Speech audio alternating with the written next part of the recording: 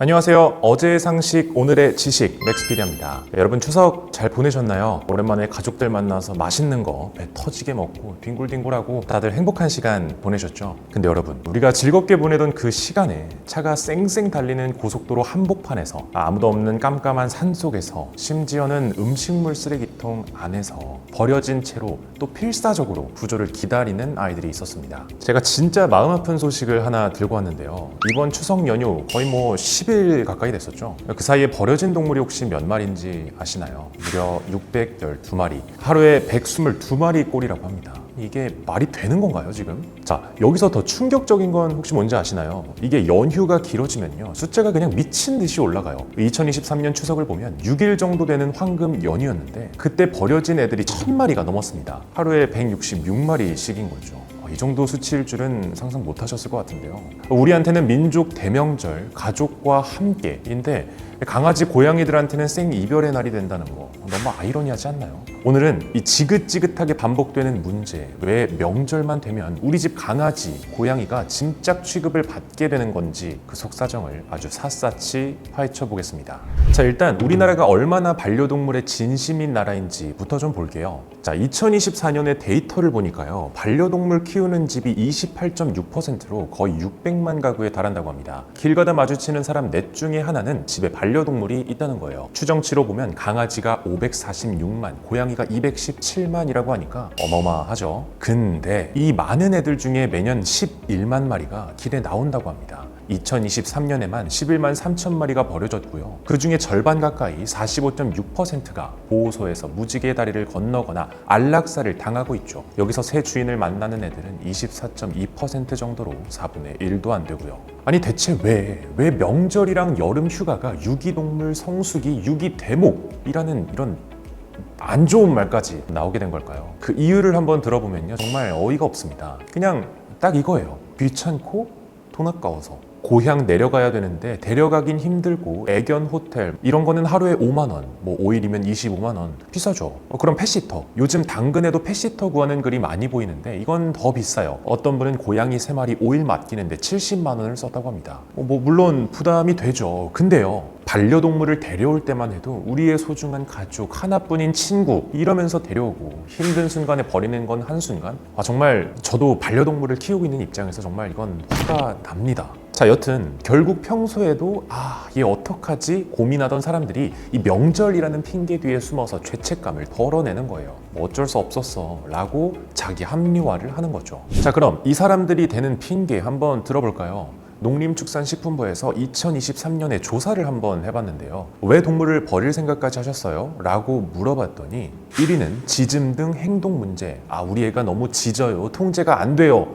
이거죠. 2위는 예상치 못한 지출. 생각보다 돈이 너무 많이 깨져요. 라는 겁니다. 마지막은 이사, 취업, 이번 연휴 같은 상황적인 변화의 케이스예요. 자, 근데 여러분, 이 핑계들 가만히 보면 공통점이 하나 있습니다. 뭔지 아세요? 바로 나는 아무 생각 없었다라는 겁니다. 데려오기 전에 얘가 얼마나 짖을지, 돈이 얼마나 들지, 내 인생이 어떻게 바뀔지 단 한 번도 진지하게 고민 안 해봤다는 소리입니다. 특히 우리나라가 너무 쉽게 동물을 데려오는데요. 입양 경로 1위가 뭐냐면요, 아는 사람한테 공짜로 받음이 제일 많고요. 2위가 펫숍이에요. 즉 너무 쉽게 반려동물을 들일 수 있다 보니 책임감 없이 유기하는 경우도 많아지는 겁니다. 진짜 기가 막힌 건 따로 있습니다. 바로 이 파양동물을 가지고 돈벌이를 하는 신종 펫숍이라는 게 등장했다는 거예요. 이건 진짜 보호소인 척하면서 파양하려는 사람들한테 돈을 받고 그 동물을 또 책임비라는 이름으로 또 돈 받고 팔아요. 이름만 보면 보호소인데 이름만 보호소인 결국은 펫숍인 거죠. 파양하는 사람들은 또 이렇게도 말해요. 길에 버리는 것보다는 낫잖아요. 나보다 더 좋은 주인 만날 거예요. 라는데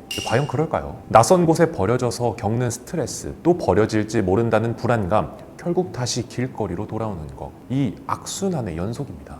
자, 이쯤 되면 법은 뭐 하고 있대 싶으시죠? 저도 궁금한데요. 우리나라 법이요, 바뀌긴 했어요. 동물을 버리면 300만 원 이하의 벌금형에 처해질 수 있습니다. 예전엔 과태료였는데 벌금형은 전과, 즉 빨간 줄이 남는 거죠. 만약 동물을 죽이게 되면 3년 이하 징역까지 살 수 있습니다. 처벌이 세진 건 맞죠. 그런데 문제가 있습니다. 잡지를 못해요, 잡지를. CCTV 없는 산속에 휴게소 구석에 휙 버리고 가버리면 그걸 어떻게 찾을까요? 물론 동물 등록 있죠. 근데 2023년에 등록된 강아지가 324만 마리라고 합니다. 제가 아까 반려동물 키우는 추정치 말씀드렸죠. 실제 키우는 건 500만 마리가 넘을 것으로 추정했잖아요. 즉 거의 절반은 등록도 안 한 유령 강아지인 셈이죠. 과연 추석이라고 이 강아지 버리는 사람들이 동물 등록이라는 걸 했을까요?